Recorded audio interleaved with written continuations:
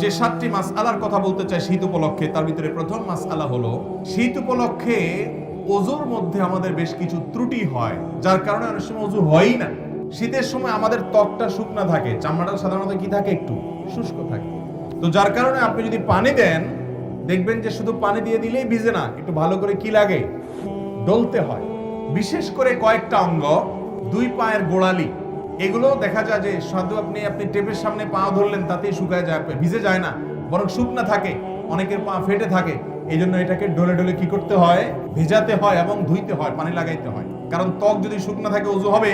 অনেকের দেখবেন যে শীতের সময় কোন রকম এরকম টেপ দিয়ে পানি এভাবে মেরে দিয়ে শেষ, কোনই শুকনা থেকে যায়। এই জন্য এগুলোকে ডলে ডলে ধোয়া। অনেকে আছে মুখ ধোন কোন রকম তাড়াহুড়া করে, কানের লতি, এই যে গোড়ার অংশ, চুলের অংশ, গোড়া, এগুলোতে দেখা যায় শুকনা থেকে যায়। নবী করিম সাল্লাল্লাহু আলাইহি ওয়াসাল্লাম বলেছেন, ওয়াইলুল লিল আকাবি মিনান নার, তোমাদের পায়ের গিরা গোড়ালি এগুলোকে জাহান্নামের আগুন থেকে বাঁচাবা, কারণ এগুলো যদি শুকনা থেকে যায় সেগুলো জান্নাতে যাবে না, জাহান্নামে যাবে। এজন্য শীতের মৌসুমে বিশেষভাবে আমাদের ওযুর এই অঙ্গগুলো যেন শুকনা না থাকে সেজন্য ডলে ডলে ওযু করতে হবে। এটা একটা গুরুত্বপূর্ণ মাসআলা। আর ওযুর ক্ষেত্রে আপনারা একটা হাদিস নিশ্চয় খেয়াল করে থাকবেন যে নবী করিম সাল্লাল্লাহু আলাইহি সাল্লাম যেখানে ওযুর কথা বলেছেন সেখানে ইসবাগের কথা বলেছেন। আসবিগুল ওযু, আসবিগুল ওযু আই আকমিলুল ওযু, মানে ওযুকে পূর্ণাঙ্গভাবে করো, ভালোভাবে করো। ওযুতে কোনো প্রকার অলসতা করতে হয় না। আমরা দেখা যায় গরমের সময় খুব লম্বা সময় নিয়ে ওযু করি, শীতের সময় আসলে দেখবেন মসজিদের ওযুখানাতে মানুষ নাই। আসর মাগরিব এশা এই সময় তো ওযুখানা দেখবেন যে খালি, অন্য সময় সিরিয়াল পড়ে থাকে। এর একটা কারণ হলো যে ওই যে ওযু ধরে রাখার চেষ্টা করে অনেকে, আবার অনেকে ওযু করে ঠিক আছে কিন্তু করলেও খুব হুলস্থুল করে, 1 মিনিটের ভিতরে ওযু শেষ। কারণ ঠান্ডা থেকে বাঁচার জন্য কোন রকম পানি মেরে দিয়ে দৌড় দেয়। এটা তো ওযু হবে না ভাইরা আমার, যদি শুকনা থাকে। 2 নম্বর মাসআলা হলো, যদি কেউ চান শীতের সময় পাও ধোবেন না, বিশেষ করে অনেকে আছেন এজমার রোগী, তাদের পাও ভিজাইলে অসুবিধা হয়, পায়ে পানি লাগালে তাদের সমস্যা দেখা দেয়।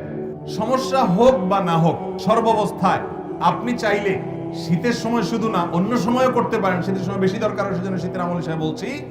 আপনি চাইলে পূর্ণাঙ্গ ওযু করলেন, কথার কথা দুপুর বেলায় বা সকাল বেলায় ওযু করলেন, হাত ধুলেন, মুখ ধুলেন, মাথা মাসা করলেন এবং পাও ধুলেন। পাও ধোয়ার পর অর্থাৎ পূর্ণাঙ্গ ওযু করার পর ওযু অবস্থায় যদি আপনি মোজা পরেন এবং মোজাটা যদি চামড়ার হয়, চামড়া মোজা হলে সর্বসম্মতিক্রমে মাসা হয়ে যাবে। কাপড়ের মোজা হলে মাসা হবে কিনা ইখতিলাফ আছে। তবে আমাদের আজকাল যেসব মোজা পাওয়া যায় একেবারে পাতলা, পরলে পার ভিতরে ফাঁকা দেখা যায়, এটা পরে নরমালি হাঁটা যায় না অনেক দূর পর্যন্ত, এগুলো তো মাসা কোনো হওয়ার কোনো সুযোগ নেই। তো যাই হোক, আপনি যদি ওযু করার পর এরকম মোজা পরেন তাহলে সেক্ষেত্রে সেই মোজা পরা অবস্থায় আপনার বাড়িতে অবস্থান থাকাকালীন করলে 24 ঘন্টার মধ্যে ওই মোজা খোলা ছাড়া আপনি ওযু করতে পারবেন। কিভাবে? আপনি হাত ধুলেন, মুখ ধুলেন, মাথা মাসে করলেন, পা ধোয়ার সময় আসলে আপনি ভিজা হাত দিয়া পায়ের উপরে, তলায় না, উপরে এরকম করে একটা টান দিলেন ডান পায়ে, আবার আরেক হাত ভিজায়া বাম পায়ে আরেকরকম একটা টান দিলেন, বা ভিজা হাত দিয়া দোনো পাও আপনি টান দিলেন। তো এইভাবে মাসাহ করার মাধ্যমে পাও ধোয়ার কাজ হয়ে যায়। এবং এটি আহলুস সুন্নাহ ওয়াল জামাতের গুরুত্বপূর্ণ একটা আকীদা যে তারা আহলুস সুন্নাহ ওয়াল জামাতের সকলেই মাসাল হুফাইন বা মুজার উপরে মাসা করাকে জায়েজ মনে করে। নবী করিম সাল্লাল্লাহু আলাইহি সাল্লাম মাসা করেছেন, আলী রাদিয়াল্লাহু তাআলা কে নির্দেশ করেছেন, বিধায় মুজার উপরে মাসা করলে সওয়াব কোনো কম হবে। আমাদের সমাজে কেউ মুজার উপরে মাসা করলে অনেক মুরব্বীরাও বলে যে বাবা এই বয়সে তোমরা মুজা ধরছো, হ্যাঁ এখন তো সাহস করো পাও ধো। না ভাই, মুজার উপরে মাসা করলে সওয়াব একটুও কম হবে না। তো শীতের মৌসুম বিশেষ করে মুজার উপরে মাসা করা আমলটি করা যেতে পারে। অনেক মুরব্বী আছে, অনেক অসুস্থ মানুষ আছে, এজমার রোগী আছে, কষ্ট হয়, তারপরও সে মুজার উপরে মাসা করে না, না জানার কারণ। তো ভাইরা আমার, মুজার উপরে মাসা করা যায়, চাইলে অন্য সময়ও করা যায়, শীতের সময় বেশি দরকার সেজন্য এটা শীতের মাসালা হিসেবে বললাম। নাম্বার 3, তৃতীয়ত একটা গুরুত্বপূর্ণ মাসআলা হলো শীত যখন তীব্র হয়, অনেক হাড় কাঁপানো শীত যখন শুরু হয়, দেখবেন যে গ্রামে শহরে, বিশেষ করে গ্রামে বেশি দেখা যায় অনেকে চাদর মুড়ি দিয়ে নামাজ পড়েন। আছে না নাই?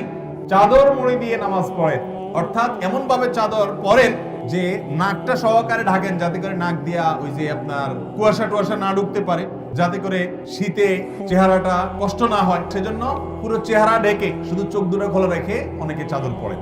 আছে না এরকম? মাথা আপনি চাদরে লাগান, কোনো অসুবিধা নেই, কিন্তু আপনি মুখ ঢাকেন তাহলে সেটা মাকরুহ হবে।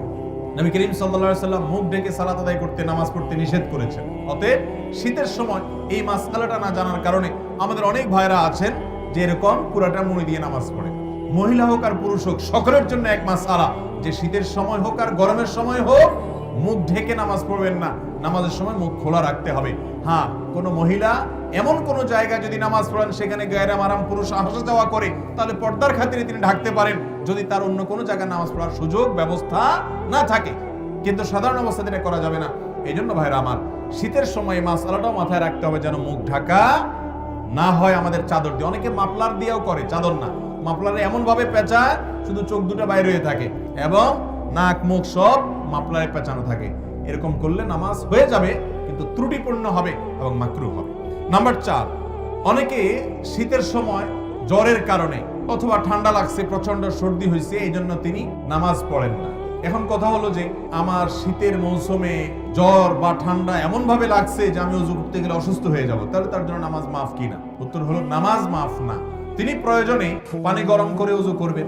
পানি গরম করে ওযু করে যদি তিনি তার এই কষ্ট দূর করতে পারেন তাহলে ফাবিহা ওয়া নি'মা, ভালো।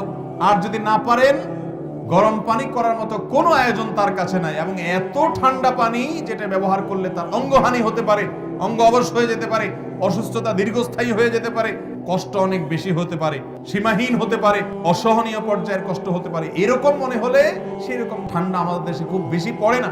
যদি এরকম হয় তাহলে সে ব্যক্তি তায়াম্মুম করতে পারবে। তারপরেও নামাজ ত্যাগ করার সুযোগ, ইসলামের সবকিছুর বিকল্প আছে, নামাজের কোনো বিকল্প ইসলামে। আপনি সফরে আছেন, রমজানের রোজা রাখতে পারছেন না, অসুস্থ হয়েছেন, রোজা রাখতে পারছেন না, অসুবিধা নেই, অন্য সময় রেখে দিলে চলবে। নামাজের মধ্যে এটা চলবে? অসুস্থ আছেন আপনি, নামাজ অন্য সময় পড়লে হবে না, ওই অবস্থাতেই পড়তে হবে। দাঁড়ায় না পারলে বসে পড়বেন, বসে না পারলে শুয়ে পড়বেন। আপনি নামাজ হাত নাড়াতে পারছেন না, ইশারা করে পড়বেন, কিন্তু আপনাকে পড়তে হবে। মুহতারাম হাজিরিন, সেই নামাজ আমরা অনেকে পড়ি না, অনেকে অবহেলা করি। ইসলামের নামাজের চাইতে গুরুত্বপূর্ণ কোনো আমল আর আপনি অন্য কোনো আমল করেন বা না করেন, নামাজ না পড়ার কোনো সুযোগ আল্লাহ তাআলা আমাদেরকে বোঝার তৌফিক দান করুন। তাহলে ভাইরা আমার, 4 নম্বর মাসআলা হলো যে শীতের সময় জ্বর, ঠান্ডা, সর্দি যাই হোক না কেন, নামাজ ত্যাগ করা যাবে না, ওযু ত্যাগ করা যাবে না। প্রয়োজনে গরম পানি দিয়ে করবেন, প্রয়োজনে গরম পানির কোনো অ্যারেঞ্জমেন্ট না থাকলে আপনি তায়াম্মুম করবেন। গরম পানির কোনো ব্যবস্থা নাই, এটা জেলখানায় হতে পারে, বাসা বাড়িতে সবাই আশেপাশে চুলা আছে, চাইলেই গরম পানির ব্যবস্থা করা যায়, ফ্লাস্কে রেখে আপনি ওযু করতে পারেন। 5 নম্বর মাসআলা হলো, অনেকে জানতে চান শীতের সময় যে এই যে শীত বস্ত্র দানের কথা একটু আগে আমরা বললাম, শীতের সময়ের একটা গুরুত্বপূর্ণ কাজ হলো শীতার্ত মানুষের শীত বস্ত্রের ব্যবস্থা করা।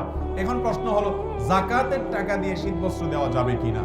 এর উত্তর হলো, যাকাতের টাকায় শীত বস্ত্র দেওয়া যাবে ওই ব্যক্তিকে যে ব্যক্তি যাকাতের হকদার।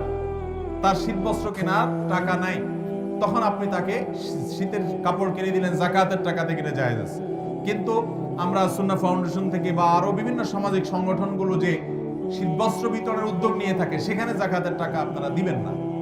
আমরাও বলি যে আমাদের এখানে কেউ যাকাতের টাকা দিবেন না, কারণ আমরা যখন বিভিন্ন এলাকাতে গরিব দুঃখীদের মধ্যে শীতের কাপড় দেই, তখন কে যাকাতের হকদার আর কে যাকাতের হকদার না, এটা এতটা বেছে বেছে দেওয়া সম্ভব হয় না।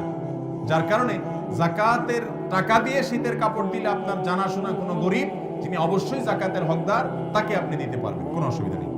নাম্বার 6, একটা গুরুত্বপূর্ণ মাসআলা হলো, শীতের সময় অনেকে দেখা গেল শুধু চাদর গায়ে দিয়ে নামাজ পড়ছেন, তো চাদরের ভিতরেই হাতটা থাকে, হাত উঠানো, হাত বাঁধা, এই মুভমেন্ট করা, এই সবগুলো চাদরের ভিতরে, কারণ বাইরে করলে শীত লাগে। এই রোগটা আছে না নাই, এটাও হাদিসে পরিষ্কার ভাবে নিষেধ। আপনি যদি এক কাপড়ে, যে কাপড়ে নামাজ পড়েন, ধরেন আপনি চাদরে নামাজ পড়ছেন, তো আপনি হাত উঠানোর জন্য, হাত বাঁধার জন্য চাদরের বাইরে হাতটা বের করে নেবেন। আর যদি জামা গায়ে দেওয়া থাকে তাহলে তার বাইর করার কিছু নেই, হাতার ভিতরে হাত থাকাই যথেষ্ট। কিন্তু চাদরের ভিতরে যদি আপনি নামাজ পড়েন বা আপনি বড় কোনো কাপড়ে নামাজ পড়েন, তাহলে সেক্ষেত্রে শীতের জন্য ভিতরে ভিতরে আপনি সেরে ফেললেন, হাতটার বাইর করলেন না, নামাজ হয়ে যাবে, কিন্তু এটা মাকরুহ এবং অনুচিত কাজ। শীতের সময় এই কাজটা অনেক বেশি হয়ে থাকে, এটা লক্ষ্য রাখতে হবে। এটা 6 নম্বর মাসআলা। 7 নম্বর মাসআলা হলো, শীত একটু বেশি হলে, গরমের সময় দেখা যায় গরম একটু বেশি হলে কিছু মানুষ দেখবেন যে শীতের মা বাপ 14 গোষ্ঠী তুলে গালি দেয়। দেখছেন আপনারা? গালিগুলো তো আর আপনাদের কারো অজানা না, আশেপাশে বিভিন্ন মানুষ দেয় না, মা তুলে, বাপ তুলে। শীতের আবার মা বাপ আছে, সে মা বাপ তুলে মুখ খারাপ করে, লানত দেয়। তিরমিজির হাদিসে আসছে, নবী করিম সাল্লাল্লাহু আলাইহি ওয়াসাল্লাম বলেছেন, কোন ব্যক্তি যদি এমন কোন বস্তুকে, আল্লাহর এমন কোন সৃষ্টিকে যদি লানত দেয় যে লানত পড়ার ক্ষেত্র না, তাহলে সেই লানতটা তার উপরে বর্ষণ করে। ভাইরা আমার আগের বক্তা আলোচনা করছেন রাগ দমন করা নিয়ে। এসব ওয়াজ হয় না আজকাল, দরকারি ওয়াজ হয়। রাগ দমন করতে হবে। অনেক নামাজি মানুষ কিন্তু বদমেজাজি আছে না নাই? দাড়িওয়ালা মানুষ সবই ঠিক আছে মাশাআল্লাহ, মেজাজটা এত বিশ্রী যে একজন ইমানদার এত বিশ্রী আচরণ হওয়ার কথা। অতএব ভাইরা আমার, শীতের তীব্রতায় বা গরমের তীব্রতায় কোন অবস্থাতে শীত বা গরমকে গালমন্দ করা, লানতান করা, অভিশাপ দেওয়া বা বাজে কথা বলা, এটা জাহেল মানুষের কাজ। ইমানদার তো শীত যত তীব্র হবে তার জাহান্নামের কথা তত বেশি স্মরণ হবে, সে তত আরো ভালো কথা বলবে, আরো বিনম্র হবে, আল্লাহর কাছে পানা চাইবে, বাজে কথা বলবে না। আল্লাহ তাআলা আমাদের সবাইকে এই শীতের মৌসুমে আল্লাহকে সন্তুষ্ট করার মতো আমলগুলো করে যাওয়ার তৌফিক দান। এবং শীত উপলক্ষে যেসব মাসআলার ব্যাপারে আমাদের বিশেষ যত্ন থাকা উচিত, সতর্ক থাকা উচিত, সেগুলোর পরে আমরা যেন বিশেষভাবে সতর্ক থাকতে পারি, যত্নশীল থাকতে পারি। আল্লাহ তাআলা আমাকে, আপনাকে, আমাদের সবাইকে আমল করার তৌফিক দান করুন। আস-সুন্নাহ ফাউন্ডেশন, উম্মার স্বার্থে সুন্নাহর সাথে।